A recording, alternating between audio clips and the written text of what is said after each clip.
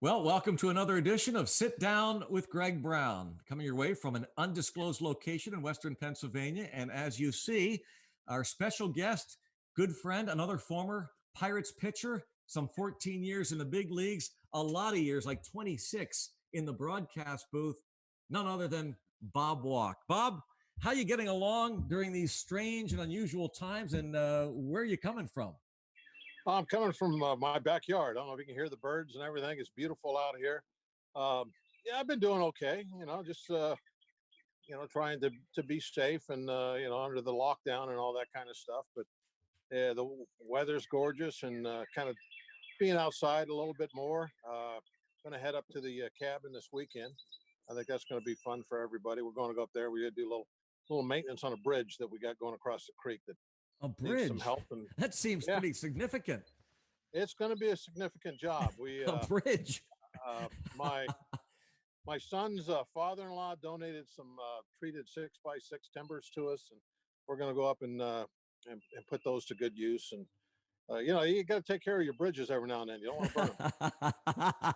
Hey, so you've been occupying your time. You've not been bored then. You found things to do. Yeah, well, no, you're bored. It's not the There's same. no, Yeah. no way of getting around being bored. Yeah. I've just I've wore out Netflix and all that kind of stuff. It's crazy, but now that it's not cold and freezing outside like it was when we first got home, then you get to go outside and do some stuff and go on a few drives. The weather's been beautiful, but I just hope we can get baseball going sometime. That would be great. That would help out immensely. But as of right now, just doing things that really I haven't had a chance to do since I think 1976 would have been the last time I was home. I was thinking about this the day I got home from Florida. We came home on the 16th, so the 17th, St. Patty's Day, was the first day I was home. It was the first St. Patty's Day I've been anywhere but Florida since 1976. It's Wow. really some weird things going on that you're having to get used to. At least, I think longtime baseball people, having to get used to, because this is always such a busy time of year with spring training and the start of the season, all the excitement, all the hope. And now it's just every day trying to read the internet and see what's going on and are we going to get anything done. I was going to ask you. You said you've worn out the movies and stuff, so Netflix and all. So you don't have any like major recommendations, any movies that you saw on Netflix, any series, uh, TV shows? We watched the last thing. I watched the whole season of The Last Kingdom. Oh, That's one of those Vikings and sword yeah. fighting type stories. Yeah, it's pretty good. I did a little investigation afterwards. Read a lot about King Alfred. I thought it was pretty cool to read about all that stuff. Nice historical thing. Um, as far as like a lighthearted, funny last 20 minutes type thing, uh, there's a show. You probably have heard of this one. I guess it's an old show. I never heard of it before. Not much of a TV guy until last couple months, but a show called The Community. It's about a community college thing. I don't Yeah. know if you ever saw it. Yep. Yep. I think it's extremely funny. And there was another show that I've seen. I think there's only 3 seasons. I believe it's Netflix. Um, I think it's called Kim's Convenience or something like that. It's I've about not heard that. it's about a guy that's come from South Korea, an older gentleman, brought his family. Huh. He's been running a little convenience store up in Toronto for years and years and years. It's a pretty good comedy, and each one of these is only 20 minutes long, so they kind of give you a break from watching movies and stuff. But Hey, those are I like those. you talked about it's and I talked to Steve about this before, that one of the positives of this thing has been that, at least as far as I'm concerned, you'll be able to catch up with family and friends and breathe a little bit when, and you mentioned this, you hadn't been home St. Patrick's Day since the mid 70s. But do you find yourself connecting with family and friends in other ways where otherwise you would not have at this time? Well, especially my sons. One of them's working from home, and another one is gotten laid off.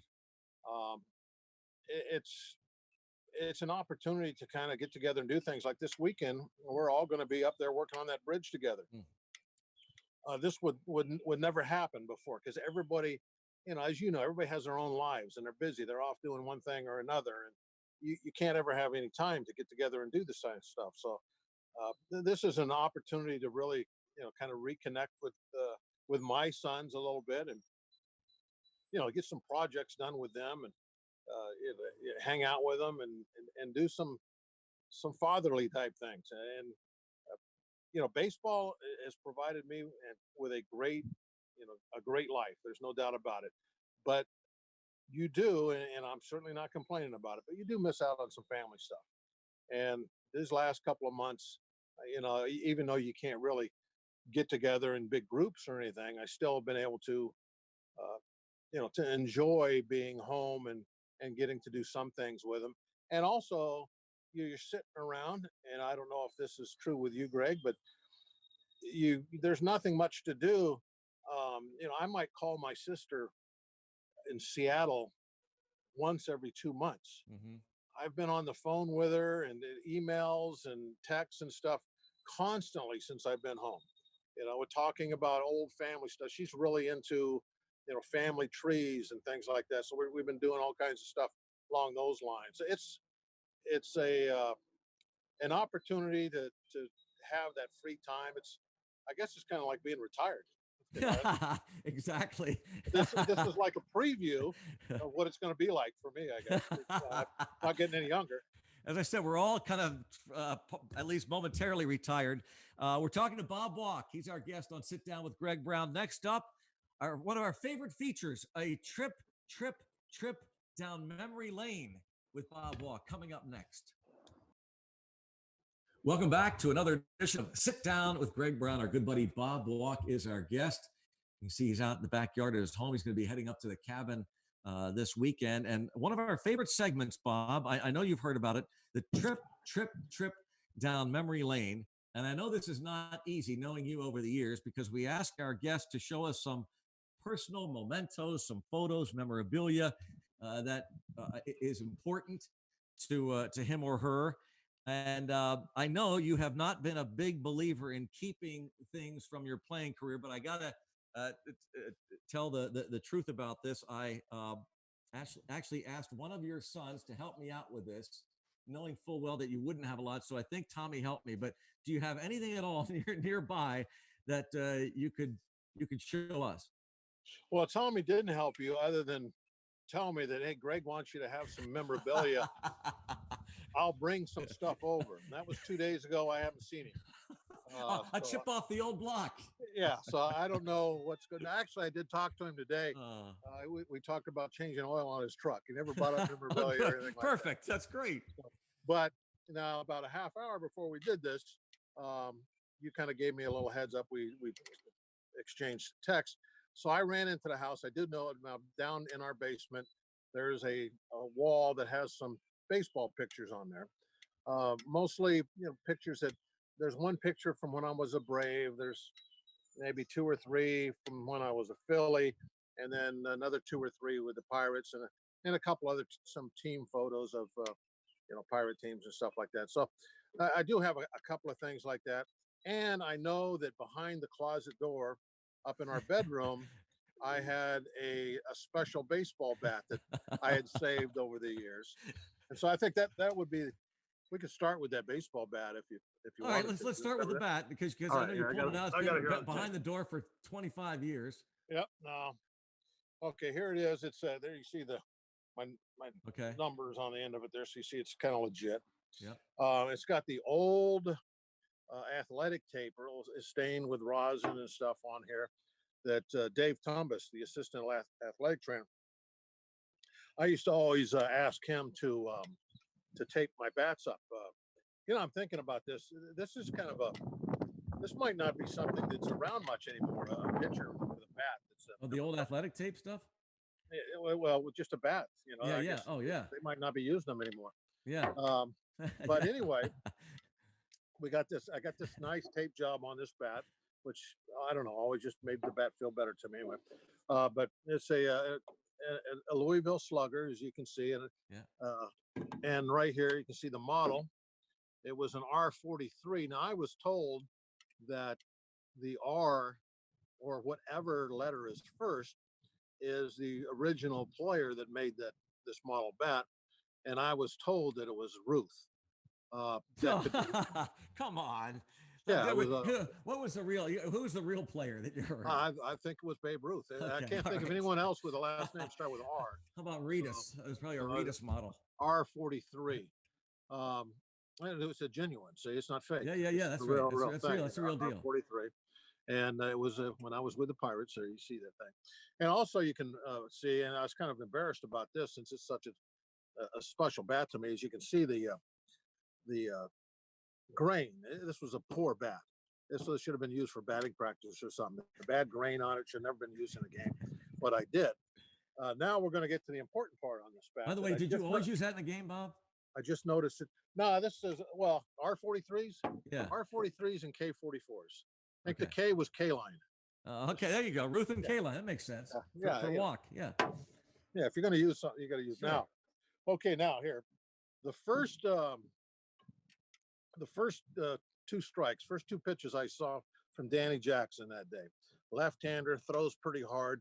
He threw me two seamers with a lot of run on them. They were really running hard away from me, which would be kind of toward, at Wrigley Field, kind of toward the visitor's dugout. I barely ticked them off the end of the bat. And as you can see right here, let's see if I can get it.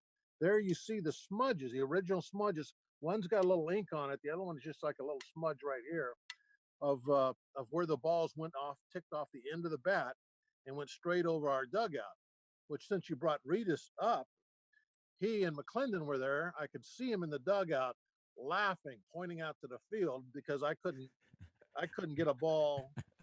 You know, I was so late on his pitches. I was fouling him over just ticking him over our dugout. And now I'm thinking, I ain't got a prayer of doing anything here. So for some reason, after embarrassing me on those first two tailing fastballs, Danny decided just to hang an 0-2 breaking ball, which I hit very hard down the left field line with a lot of hook on it, and it just went foul by a foot or so. And I'm thinking, wow, there was my chance to not strike out, even to get a good hit. Now I'm done because he's going to go back to that two-seam fastball. I probably won't even foul it off. For some reason, so now I'm thinking in my mind, okay, as soon as he lets go with it, swing. As soon as he lets, because he's probably going to throw a strike. So as soon as he lets go, swing. That's the only way I can catch up to it. So I saw him let go of the ball. And this one, he threw a four-seamer where there was no movement on it or whatever, straight as a string, right kind of in my wheelhouse. Well, I didn't have a very big wheelhouse, but it was a good. So anyway, you can see right here now where, let's see if I can move this into the right. Yeah, where I hit the ball. There's little words here. It says cushion cork center. Yeah. Right there in the model number of the ball. So right there is where I ended up hitting the ball. That is incredible. And it went over the fence, but see how it's kind of out on the end of the bat? Yeah. Whoops, going the wrong way. Where's the end of the bat? See, I really didn't hit it on the screws, which is why it didn't go out on the street. Yes, of course. If I hit it back here, it would easily went on the street. But I hit wind right blowing there. in, yeah. Right. And you'll also notice on this that the marks are kind of on the bottom part of where the grain is here. Right. So I'm thinking that one of my problems is being a hitter was I was always dropping my back shoulder and kind of like spinning and trying to like lift the ball. Right. Because of that, I was turning the bat like kind of like this. I don't know if you can see it. Yeah. And that's why I hit on the bottom of it and not right on the main part of that. So you can see the flaws in my swing by the marks on the bat. That is unbelievable. That's the home run bat with the imprint of the ball on it. That's incredible. Yep. And you can see right there, or see, well, nope, we're gonna move it over a little bit. See, it says powerized. Yes. That's why I did that baseball. That's right. I powerized that baby. Yes, you did. Again, into a stiff wind. Yeah, stiff wind, yeah. Very much so. So that is cool. Now that was sitting behind your closet door forever. By our the closet door in our bedroom.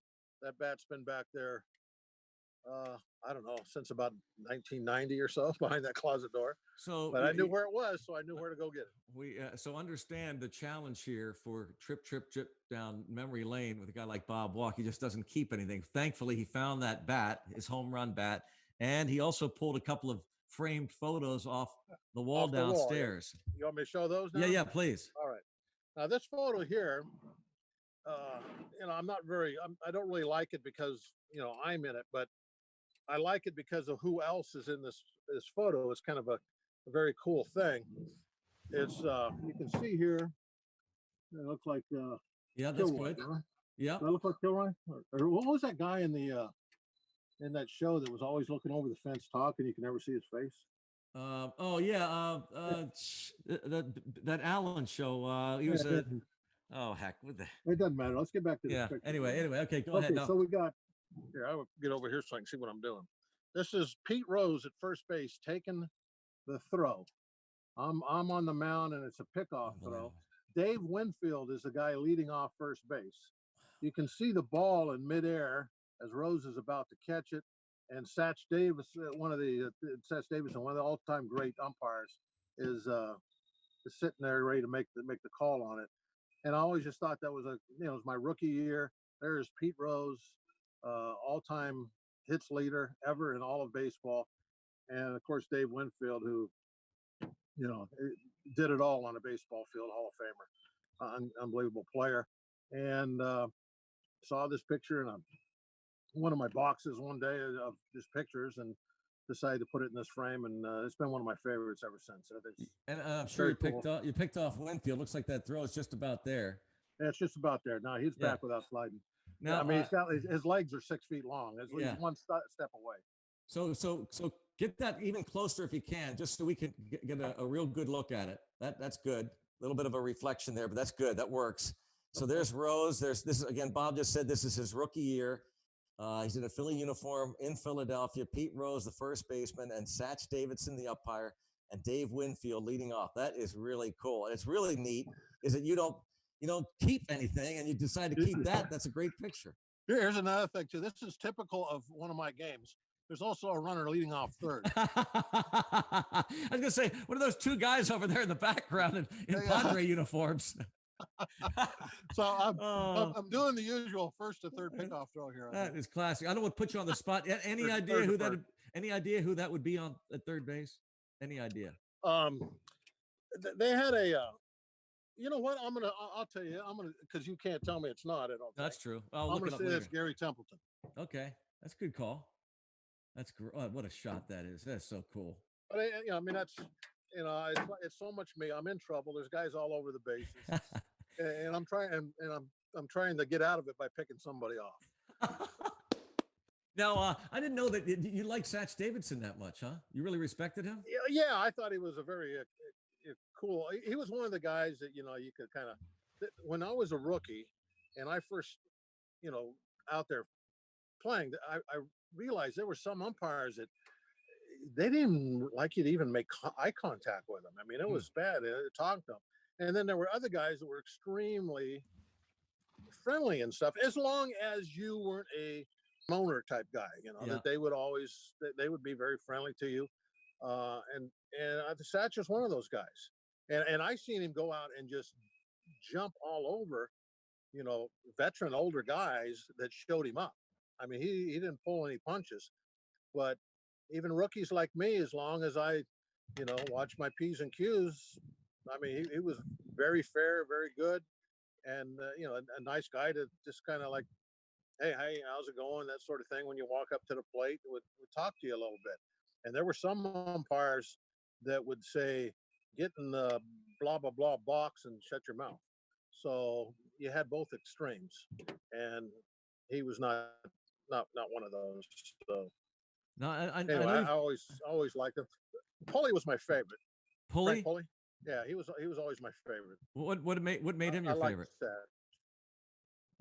Why Pulley? Kind of the same thing. Frank Pulley? Yeah. The same thing. I really liked, and I knew that there was going to be a couple testers early, and that if I just got the ball back and got back on the mound, everything was going to be cool. where if I like stared at him for a second when I got the ball back, I mean, the plate was just going to get smaller. Huh. And eventually, he would call a ball a strike, and this was a tester for the hitter. Huh. Was he going to moan? Wow. So That's whoever moaned first, then it was a tough game for him. So he, jeez. I always tried to be really calm with him and not do anything. And as soon as a hitter on the other team started complaining about something, then my plate got really big, which, And as you know, I needed. Yeah. No. Hey, I know you've got one more picture, but before we show it, I want to ask you: do you have any regrets about not keeping anything? Because I think you're the only guy that I know of who's been in baseball, player, front office, doesn't matter, who people just hoarded stuff. They just wanted memories, and you're one of the few people that I know, certainly player, that didn't keep a lot of stuff. But then what do they do? Well, They have an auction or just give it away. Yeah, I know. So you don't have my age. so you don't regret. So I mean, so what's it for? There's nothing that you thought you wish you'd have had. Or kept. I'm sure there is. Yeah. I'd have to think about it a second, but right off the top of my head, I can't think of anything, right away. Yeah. What I do have, which we talked about Tommy, my oldest son, earlier. He worked as a bat boy clubhouse guy for a number of years down there, both at Three Rivers and over at PNC Park when we moved. And he asked me one day, it's the last game. Do you want anything out of the clubhouse? And I'm like, I couldn't think of anything for him to steal. So I was just like, nah, whatever. And so then the next day after the game, and he came home, he goes, hey, I got you something. And I go, oh yeah, really? Like what? And he handed me like 4 brass coat hooks. And he goes, these are the coat hooks out of your old locker. Oh, that's pretty cool. Those are the kind of things. And those coat hooks mean way more to me than a game ball or something silly like that. That's great. He on his own went and pried them coat hooks down, or I guess got a screwdriver and took them off the side of the locker. And I still have those. In fact, I think they're down in my toolbox someplace. I keep them in the garage. Very special place for them. They're so important to me. That's why All right. Hey, you got another picture there, I know. Well, yeah, I didn't know what else to get. This one here, I thought was really cool because of the guy that's actually in the background in this shot, kind of watching me shake somebody's hand. Here, we'll turn it around so you can see. And it's me. That's, I guess, Bush 41. Is that what you call it? Yeah. George H.W. Bush. This is the All-Star game.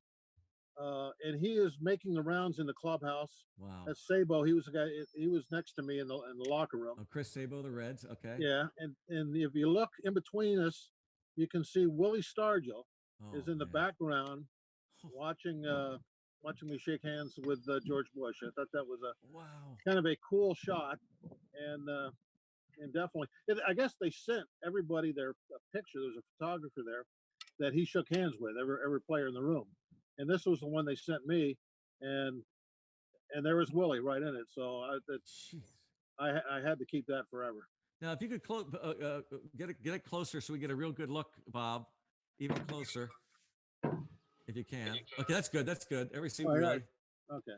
Yeah, that was good. I don't know if you can see him really good there or not. Yeah, that's better. Is that better? Now, where was this? This was at Riverfront. Over in Cincinnati, home clubhouse. So it's Chris Sabo, third baseman for the Reds. And what year is this? 1988. 88. And why was Willie there, though? Do you remember? Honorary captain or something like that for the National League team. Really neat. Man, that's great. Great stuff. That's what we're talking about, man. Well, that was a moment, too, that I was an older player then. In 88, I would have been 31 years old, maybe. So, for baseball wise, that's fairly old, 31. And this was my first and only All-Star game. So I showed you that picture earlier of me pitching as a rookie.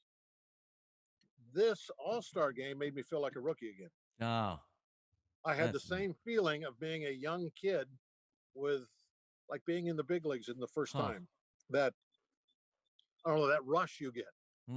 I could tell that there was only a couple other guys that were like me. That a lot of those guys in there had been doing this forever. They kind of, this is something they do every year. They go to the All-Star game and they just want to get it done and go home and have a day off. Where I wanted that day to last forever. It was really a cool experience for me, and to have this picture, to be able to remember that, and have Willie in the background, and it just a cool shot. That's why I brought these two pictures. Oh, those are You got great. you got two Hall of Famers and somebody that should be in the Hall of Fame. Oh, that's great. Willie Winfield and Rose. That is so cool. That's a trip down memory lane. When we continue with Bob Walk, our guest on Sit Down with Greg Brown, who's that Nat? We're going to challenge Bob to who's that Nat. We continue in a moment. We continue another Sit Down with Greg Brown show, and Bob Walk is our guest in his backyard. There we hear the birds tweeting, and it's now time for the game show that has swept the country in a hurry. Who's that Nat? As we take a look at some photos, and we're going to ask our guest, Bob Walk, to tell us what connection each person or persons has with him. Who's that and that? And we will tell Bob that I think our last guest that we had, Steve Blass, I think he was 2 for 4, if I'm not mistaken. But, well, I'm going to do quite bad at this thing. Steve, this is right up Steve's alley. No, he was off. I think you're going to do better than you think. Let's show our first photo, and then Bob will tell us who's that Nat, of what connection he has with this person in this photograph. Bob Walk, tell us, who is that? That's Two Gun Bill. Two Gun Bill? William S. Hart. He was an old silent movie star. And his name is on the high school that has put out a number of Major League Baseball players, including myself, back in Newhall, California. But that's, in those days, that wasn't all that far from, the Hollywood Hills. And he was actually a really big star. And if you go to that, if you don't have anything to do, you can go to one of the movie streaming channels, whichever one you prefer. You put in his name, you'll see some old movies of his. I think there was one had Tumbleweed in the name, which is one of my favorites. It's about the Oklahoma land rush. That is so wild. Hart High School. And was he really Two Gun Bill, by the way? Was that his nickname? I think that's I think in one of the movies they called him that. Yeah, but he always had two guns. If you go to his house now, he's got his old house, which I can remember as a kid, I used to think was a mansion. Yeah. You go to it now, it just looks like a 3-bedroom house up on the hill. But oh my God, it's been made into a museum, and it has his saddles and stuff in there, and it's all of his that hat and the gun belts and things like that. It's a neat place to go if you ever in Newhall, California. Go to William S. Hart Park and take the tour. Okay, so you're 1 for 1. We've got 3 more to go. Again, who's that Nat? Who's that Nat? Bob Walk. That would be Danny Jackson. And he had a real good tailing 2-seam fastball that all I could do was foul it over the dugout. That's the connection he had with Bob. Here's another reason that I know him. Yeah, I was his landlord one summer. No. Yes, I had a duplex over here in you probably have heard of it. Trying to think of the name of it now. Hunters Point. Oh yeah. You know where that's at? Okay. Yeah. I had a duplex over there, and he was one of my renters one summer. How about that? April 14th, 1991. The former Cub then, and eventually a teammate eventually with Bob. But April 14th, 1991, the home run Bob Walk hit off Danny Jackson. So he's 2 for 2. One of my other favorite. We go from Danny Jackson to who's this gentleman? On who's that Nat? Danny Ozark. Danny Ozark. And what's his connection with you? He was the manager of the Phillies before I got there. Before you even arrived? Yes. Dallas Green was a manager in 1980. Ozark was fired in 79. So the reason why Dallas Green became manager is because they fired Danny Ozark.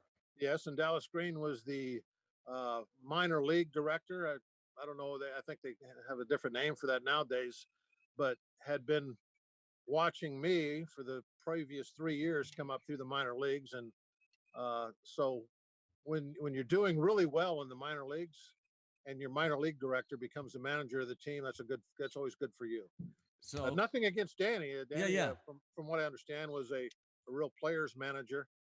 One of the beefs against him was they thought he ran a country club atmosphere around there, and they wanted somebody to come up there and make the guys, the veterans especially, kind of be a little tougher. And of course, Dallas Green, his reputation, you know what that is, and they got what they were looking for, and they got a World Series because of it. So we go from you're 3 for 3. This is incredible on who's at and that. William S. Hart, Danny Jackson, Danny Ozark, and finally, can he go 4 for 4 with this? Who's that and that? Is that the Ozark Mountain Daredevils? Ding, ding, ding, ding, ding. He is 4 for 4. But what in the world do the Ozark Mountain Daredevils have to do with Bob Walk? What's the connection there? I think it might be the guy in the plaid shirt there. I'm not positive. The plaid shirt? Soup yeah. de Jour. Okay. That was his name, Soup de Jour. He was a big Pirate fan back in the years where we were winning divisions. Yes. You would think he was a big St. Louis Cardinal fan. He loved the Pirates. Yeah, Springfield, Missouri is where they're from. I don't know. I get the burps for some reason. That's hey, but anyway, he would come down and sit in the dugout for watch our batting practice and stuff like that. Hang out in the clubhouse a little bit, and he was a real good fan. I don't think back in those days he ever missed a trip, and sometimes he'd even show up in some other places too, like maybe Chicago, or if they happened to be playing in some town that we were nearby. That's a band that was formed in 1972 out of Springfield, Missouri, the Ozark Mountain Daredevils. I know you. What's his name again? Soup de Jour. I don't know what his real name is. That's his real name, Soup de Jour. And I think he had a change to that legally. And kind of like Ocho Cinco or something like that. Yeah, of course. He was the first Ocho Cinco, Soup de Jour. And Bob would see him, I don't know when the last time he saw him, but even as a broadcaster, he'd swing by the booth and Bob would renew acquaintances. But I guess Jackie Blue was their big hit.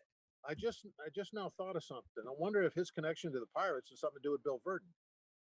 Since the band was based in Springfield, that's right. Of course, that's Bill Verdon's hometown. Yes. Oh, now that's something we'll have to investigate. These are all the rabbit holes we go down. It's kind of like it's doing a game. It is. It's incredible the ties and connections. I interrupted you because we were on that reel, but you were talking about Danny Jackson before I interrupted you. Danny Ozark. Do you remember what else that was before I interrupted you? The Danny Jackson. No big deal if it's not. Yeah, I was going to let me. Oh, one of my favorite parts was. Oh yeah. This is a silly thing, but I can remember watching a Cub game, and Danny was getting really beat up bad, I believe, by the Phillies, and he had thrown a wild pitch and another run scored, and I can remember. You know who I'm talking about. He did all the Harry Carey for a million. Harry Carey. I saw those binoculars. No, those are his glasses. Yeah, I know. Harry, great. Who had been burying him all game, as soon as the ball hit the dirt and bounced to the backstop, Harry said nothing other than, "How much are we paying this guy?" it was a pretty good moment. Oh my gosh, it was that's always classic. Funny. But yeah, there's a lot of good Harry Careys because back in those days, the Cub game was always on in the afternoon. So every time you went in the clubhouse, to get ready for your game, you're watching a Cub game. That's great, man. 4 for 4 on Who's That Now. We're going to continue with rapid fire next.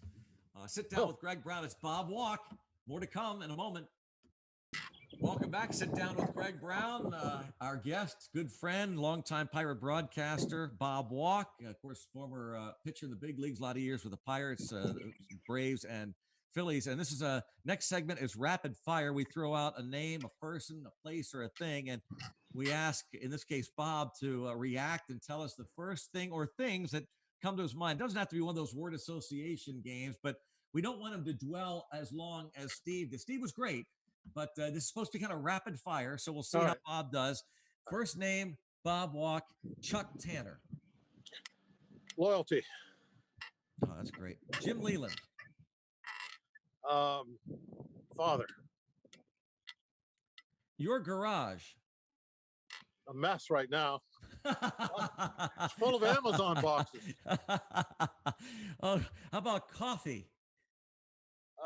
Can't do without it. I know you want one word. No. It doesn't have to be one word. That's fine. Addicted.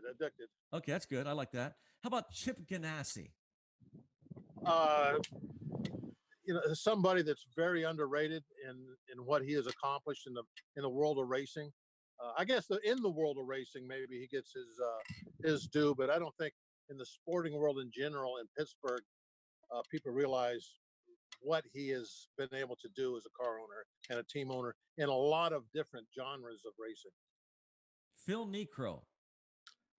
Just a great guy, somebody that really kind of took me under his wing when I went to Atlanta, and it was kind of a tough situation for me. I wasn't very mature, didn't handle things very well, but Phil really turned things around for me and really quickly in just a matter of a couple of days. Pete Rose. We've already seen a picture of him. Pete Rose. Great baseball guy. It taught me a lot about it. I mean, he's one of those veteran guys that would tell a young guy, how to react to different scenarios and things like that. Really, he didn't just worry about himself or what he was doing. He was all about helping teammates and really, especially the young guys. I don't know if people realize that about him, that, here he is with, at that point, 3,000 some odd hits. And he would go out of his way to come to you, and make little comments to you about things that you're going to do, make you feel better. Can I tell a real quick story? Oh, of course. Okay, here's a little tiny thing of how Pete would interact with a young rookie player. I'm playing that day. I'm pitching. This was in the Astrodome. I'm taking batting practice, and I guess I'm barely getting the ball out of the. I'm really not doing too well hitting, and so Rose starts getting on me, and I've been able to talk to him a little bit already. He seems like one of the friendly veterans. Some guys I wouldn't say much to, but I turned around and he's, I'm hitting in his group, and I say to him, "I'll get just as many hits today as you will." And so now, of course, there's a big uproar. Everybody is like, "Oh," expecting Pete, I think, to start yelling at me or something. And he just said, kind of like nodded and said, "Okay, well, we'll see how this goes, and whatever." So he was hitting second that day in the lineup. And his first time up, I'm pretty sure, I'm almost positive he got a base hit his first time up. So that kind of puts pressure on me right away. Now, I'm not a great hitter, but a lot of times I can get the ball put in play when I have to. And it was a Ken Forsh. You remember Ken Forsh? Oh, yeah. Yep. I'm pretty sure there was two Forshes. I think Ken was the Astro. Yeah, Ken was the Astro. Yeah. I think. I hit my first extra base hit, a double up the left center field gap. Actually, I can remember that swing and everything. It's just like that was my first really time I felt like I really hit a ball and deserved a hit. It smoked the line drive into the gap. I'm out at second base, and this is after I've told Rose this. So now whoever's leading off, I can't remember who it would be, maybe Lonnie Smith, something like that. Now Rose is on the on deck circle, and I see him staring out at second base at me, and he takes his helmet, he had that little helmet with no flaps on it, and gives me a little nod like that with his helmet. Nobody else in the whole ballpark could see that but me looking at him. And you cannot believe how that makes a young rookie feel when somebody of a stature like a Pete Rose does something like that. I mean, he's like, that would be like with the Pirates. Let's say a Stargell or a Clemente would do that to some young rookie that was out at second base, and they had a little talk going back and forth. The little tip of the cap, tip of the helmet, with no one else knowing anything about it. That was a really cool That thing. is so cool. That's probably more than you wanted with the quick feet No, road. are you kidding? He must have loved that you did that too, by the way, that the fact that you backed up a little talk there, right? Well, he told me afterward that was the only hit I got that day. Might have been my only at bat, who knows? But he got 2 hits, and so after the game, I said, "Hey, no, it wasn't my only at bat." After the game, he said, "Yeah, but you got a sack bunt down." He says, "So we're even." So, Jeez, that's a cool story. That is really cool. All right, now and by the way, we didn't bet on it. You did not? Oh, there was no money on it. Important to point that out. Yeah, I got to throw that out there. All right, how about this segment we call This or That? You'll figure it out pretty quickly. Dunkin' Donuts or McDonald's? Dunkin' Donuts. I like the. Well, you know what? I love McDonald's coffee too. Well, that's where I was going at. Yeah. Whoa, that's a tough one. Dunkin' Donuts. When I go down to C&G, we have the little machine down there, whatever you call those things, K-cups. Yes. And I love to grab the Dunkin' Donut ones, but I don't know if I'm on the road and I got to duck in somewhere and get some coffee. If there's McDonald's, I'm getting some McDonald's coffee. Well, and then my next question, my next this or that: French press or Keurig? I would go French press. Civil War or American Revolution?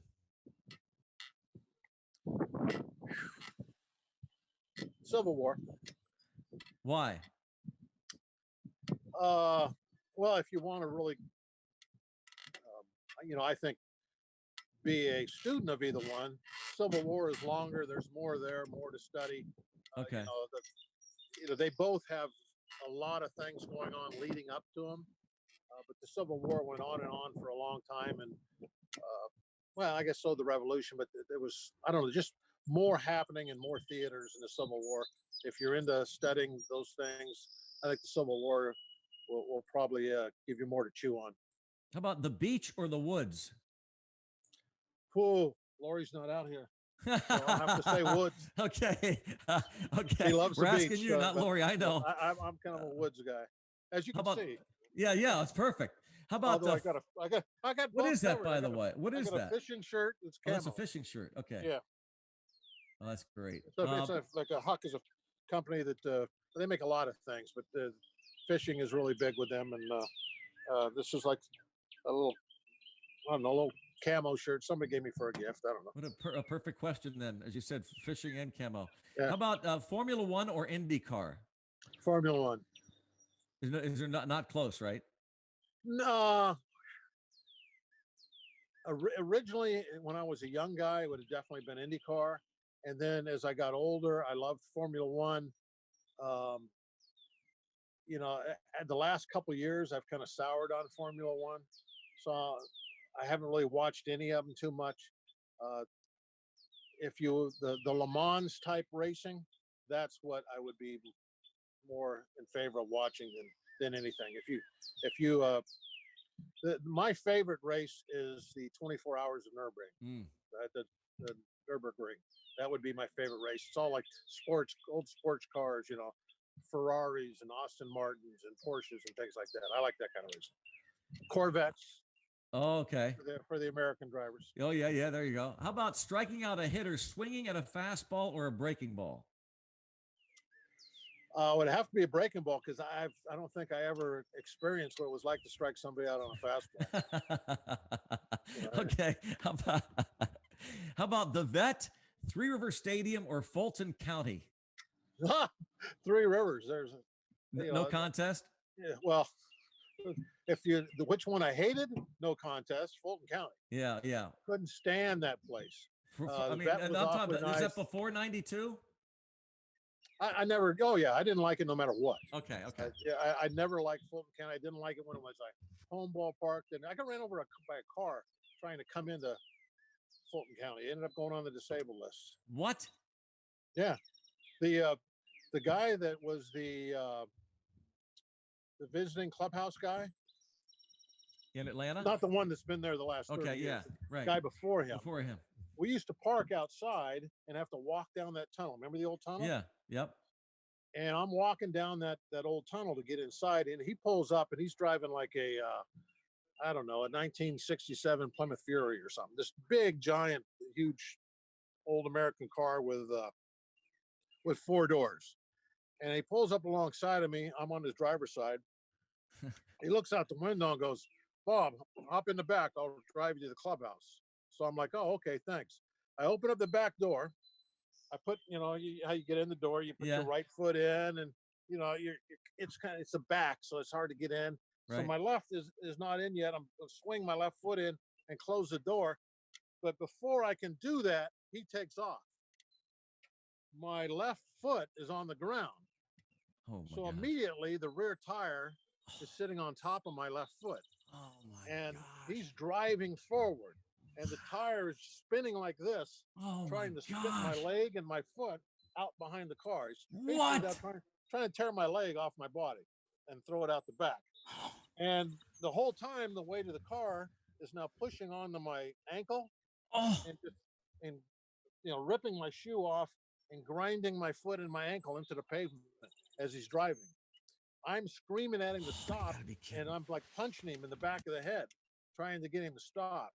He finally stopped, and my ankle is like a bloody mess.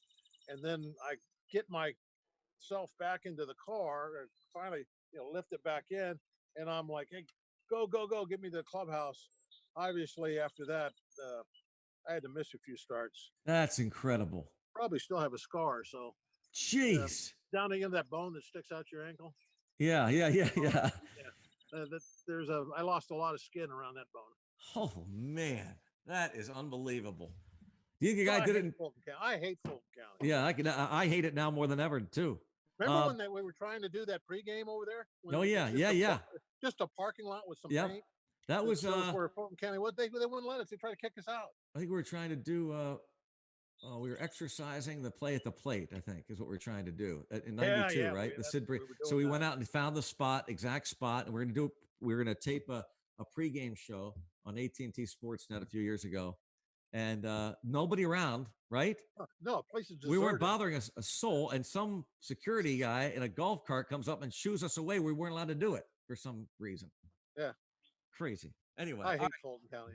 I do too. We're going to go back in time when we finish up our sit down with Greg Brown with Bob Walk. Back in time with Bob next. Welcome back. Sit down with Greg Brown. And now with Bob Walk, we're going to go back in time with Bob. We're going to ask Bob to do a little color as we have been unable to do so, unable to hear Bob. We thought it might be fun to have Bob watch Bob in the ninth inning of Game 5 of the 92 National League Championship Series, something we don't think has ever been done, as the Pirates are down 3-1. Bob, you're leading 7-1. There you find something funny. Any idea what that was as you're warming up for the ninth? The catchers are changing. Somebody probably came out and then Sluggo came out to take over behind the plate. Spanky probably made some kind of funny remark. Would be my guess what that was. So you've got now looks like Sid Bream at the plate. In fact, I thought when I first saw that maybe you were laughing that Bream was coming to the plate of all people. Like, that could have been. I don't know. They tried to start off with it looked like a curveball for strike one, and I don't think I got called. It certainly wasn't Frank Puller or Satch Davidson behind the plate. Who was behind the plate? I think it was the guy that threw me out of my first game. You know who it was. We talked to him at a drinking establishment one night in, I think, Minnesota. Heck, not Fremming. I think it was behind. It wasn't. Oh, it's I'll have to find that out too. But it's a 7-1 ball game. 53,000 fans here, and who was behind the plate for Game 7? Yeah, I'm gonna look that up. As there's the out. As you are again doing some color. Okay, I'll check that. You can see there's a high chopper in the infield. That should have been a much closer play, but Sid with the bad leg, he just doesn't run well anymore. Okay, so there you got the first out. What do you think? Now you've got the big lead, and you know you're going to go 9, right? I mean, this is it. what an incredible feeling this is. You got the nice lead. Yeah, I've thrown probably 130 pitches. I was really wild early in the game. I can't understand why I'm still out there, other than Leland just wants to see me finish this ball game. I mean, it's important to me to be on the mound, and I'm like, please get this over with, and I want to be on the mound when the last out is there, and Leland's given me the opportunity, even though my pitch count's way up there. It's so easy for you. Tim Wakefield was yawning. It was like it's boring. You're so good out there. It's been that kind of game, yeah. Yeah. No chance. By the way, it's Jerry Davis behind the plate. Yeah, Jerry Davis. And again, 53,000 fans. Pirates need a win to go back to Atlanta, and Bob trying to go the distance. And I mean, I was not there. But I've heard enough people talk about it. I've heard you don't like to talk about yourself, in all honesty, but so many people talk about how that stadium was rocking. It was just, the noise level is unbelievable. You could feel it in your chest. The people that were in Three Rivers for baseball games like this and football games, they'll tell you that there was nothing like it. Right there, I'm like, thank goodness you swung at a 3-1 pitch. I have totally run out of gas at this point. I got nothing left in the tank. I'm just pleading to try and throw strikes. I'm like, in my mind, I'm thinking every pitch I'm throwing, I'm thinking, please swing at this. Please swing at this. Because you have nothing left. Yeah, well, I know I'm not going to strike anybody out anyway, so just get the ball put in play. And you're not happy there. Oh, no, that's ball 4. Just get that pitch count, just keeps climbing. Whoa, no, I look like I cussed a little. No, I don't think so. No. I don't think so. I think you just said like rats. Yeah, I probably said rats. Now, do you know, is anybody even warming in the bullpen? Probably by now, yeah. Okay. I mean, like I said, I don't know what my pitch count was. I'd have to guess it had to be around 125, 130, something in that neighborhood. Right. So I'm just trying to throw strikes, and Berryhill, as we know, it's tough to get him called a strike on. Yeah. Is that the truth? As we would find out later in this championship series. But this is, again, Bob Walk pitching Game 5, the 9th inning, 1992 National League Championship Series against the Atlanta Braves. Pirates down 3-1 at Three Rivers Stadium. It's a 7-1 ball game.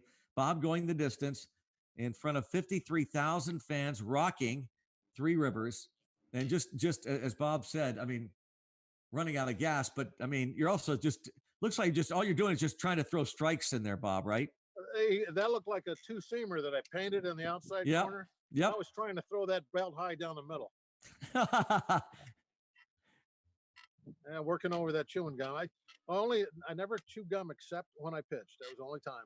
Really? Did you do that your whole career? No, mainly just later. Okay. So there's out number 2. And now you can see the finish line. Now this wasn't easy right here. I think I go 3 balls here too. Also, I think this is. See, I'm just like, please throw a strike. I think this is. Get the ball in there. I really, like I said, I am totally out of gas here. Oh, there's the dreaded Cabrera on deck. Thank goodness I didn't have to face him. So, again, 2 outs. The place it is you empty. See, I'm trying to throw a little 2-seam fastballs, and I'm missing high with them. No, that should have been called a strike. That's what I just said to myself. Yeah, come on, Jerry. Come on, Jerry. It's 3-0 now. If I walk him, I know I'm not going to be able to finish the game. It's now or never to throw a strike. Ah, there we go, Jerry. Jerry doesn't want any walks. No. So again, I got thrown out of 3 major league games. Jerry Davis threw me out of 2 of them. Get out. There's 2. Did you tell Jerry about that night? Yeah, he asked me, he goes, well, did you deserve it? And I said, yeah, probably. Of course, yeah. Ever the politician. And here we go. Ground ball to second. Come on. Look at the people. Ground ball to second. In play. I do remember that now. I'm like, wow, I've thrown 3 strikes in a row. I'm done now. I can't get it over. Now, in all honesty, are you even thinking? I don't even know if I'm going to get this last out because you're that spent. Is that going through your mind at all? Because you have Yeah, nothing it left. went through my Is it? mind. Like the last three hitters that went through my mind. There it is. Bounce to Oh, ground first, ball to Reedus. That's right right. side. Is there a better feeling, Bob, in your career than that game, that moment? No, you can see me jumping up and down. Well, I know inside though. Yeah, yeah. You kind of were supposed to react a little differently then. You just Yeah. act like you know. So it was just shaking hands. Yeah, that was the. I mean, you can't tell by looking at me right there. I'm just kind of shaking my hand, shaking people's hands, like like it was a game in August or something. But Yep. yeah, that was the biggest, most important game of my life. We lose that game, the season's over. You know, everything else that you can say about it. It was a cool thing, and I remember the Corvette that I got that I ended up having to sell after that, but for being the player of the game. Well, there it is, Bob Walk, and doing some color work because he's not been able to do that during these That moments. game got me this job. That's right. That's exactly. Hey, just before we wrap up, I want you to tell the story because you tell some unbelievably great stories. But I don't know that I've known anybody who has the type of karma that you have. Just how everything just seems to fall into place. All these ties you've already talked and not talked about the neckties, but like you've talked about your last game ever, which was Yeah. September 29th, 1993, against of all teams, the Philadelphia Phillies. And you're getting to the ballpark and take it from there. Lori says something to you, your wife. Oh, all right. Okay. I'll tell you. I know where you're going with this. This is kind of weird, and this is all true. It's such a weird story. It's almost like I'm making it up, but I'm Yeah. not. Over the last few years I played, Lori would maybe come to some special big game or something, but that was it. She wouldn't come down. I think the kids were in school and stuff. She wasn't gonna bring them down there on a school night or anything. So she didn't come to hardly any games. Before I was leaving to go to the game, she goes, "Can you leave me tickets for tonight?" Um, and I'm like, "Well, yeah. Why you want to come tonight? It's supposed to rain." And she's like, "Yeah, I just want to come to the game tonight." So I'm like, "Okay." So pitch against the the Phillies and starts off and everything's going good, but after a couple innings, we got a rain delay. So I'm walking off the field in a rain delay. She's sitting in the stands. There's nobody there. I mean, we've been out of it for forever, so there's not very many people there at all, and it's raining. And she's sitting behind home plate up there all by herself with an umbrella, just sitting there. So I see her and I kind of yell and I motion, "Hey, go home. I'll see you later when we get home. I'm going to sit here all night. I probably won't go back out there anyway, even if we continue to play." So we had a rain delay. I don't know, about an hour ago, and because I'm at that point like a 36-year-old pitcher or something, and they don't really care. They send me back out after an hour rain delay, continue to pitch. So I warm up in the bullpen and I walk back out there to the field and getting ready to pitch, and there she still is, sitting. She sat through an hour rain delay all by herself behind the thing with an umbrella. I end up we had a big lead. I pitched 5 innings. Uh, Leland took me out of the game. We ended up winning the ball game. Uh, but none of that's really important. I couldn't understand what was going on with Lori sitting by herself up behind the things. When I got home that night, I said, why did you stay in all of that rain and all that, everything that was going on there with the game being delayed and all that?" And she says, "I knew when we got up this morning that this was going to be your last game ever." That's unbelievable. And Absolutely I'm like, unbelievable. "Why do you think this is am I going to get hit by a bus in the off season or Jeez. something? How's this going to be my last game ever?" Well, sure enough, that following, I don't know, middle of January or whatever, Mark Driscoll, the director of broadcasting at the time, gives me a call. And at first, I think it's a prank, because I mean, announcing, who is this? What are you talking about? Who put you up to this? That sort of thing. Never gave it a thought in my life. I'm getting ready to go to spring training. And he says, "Would you consider retiring if we offered you an announcing job?" And I'm like, wow. And well, to make a long story short, here I am, been announcing, what'd you say, 26 years? Yeah. And Lori was right. She went in there, sat in the rain, saw the last game I ever pitched. Yeah, it's just it's such a wild story. But it seems like that happens, that kind of stuff happens around you a lot.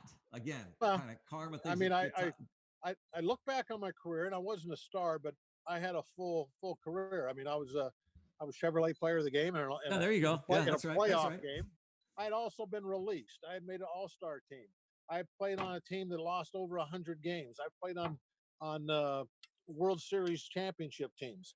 I played on a team that won 3 straight division championships when there was only 2 divisions. You know, it was only Yeah. 4 teams made the playoffs. So, I mean, there was a lot of stuff up and down in my career, and I was able to really experience it all. I played professional baseball in Hawaii, and that was a lot of fun. I mean, there's a ton of things I was able to do, and this is starting to fall, isn't it? Here, we got to put it back up. Oh, it's There, is that good. better? Yeah, good work. Yeah, Yeah. good work. Actually, that's really good there. Yeah. Uh, Oh, I, that's nice. whoa, I about knocked it over. I gotta be careful I don't fall out of this chair. Yeah, Uh, you've also fallen out of a chair and had a bobblehead. yeah, Talk about your but career. yeah, there's been a lot of great things and a lot of great moments. And I mean, you know, a while ago you asked me if I had any regrets in not keeping anything. I've had all these experiences and the memories. That's what I kept. Mm. I didn't keep the pieces of paper, the Mm. cardboard, the wood. Uh, there's a few little tiny things like that bat that I've kept for a long time. The cabinet over the refrigerator in the kitchen in there is the glove I wore that night in the rain, my Oh. last game. Oh.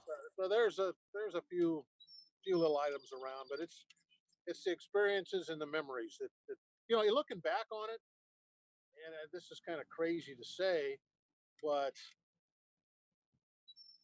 losing those playoff games,